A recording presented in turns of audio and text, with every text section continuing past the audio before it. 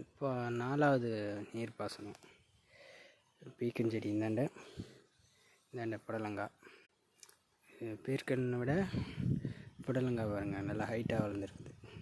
இதுக்கு வளர்ச்சி வேகமாக இருக்கும் பீர்க்கனுக்கு.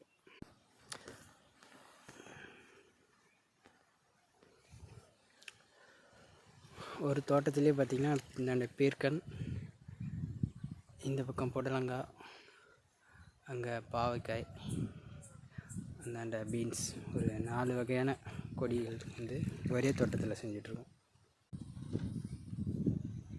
பார்த்திங்கன்னா தெரியும்.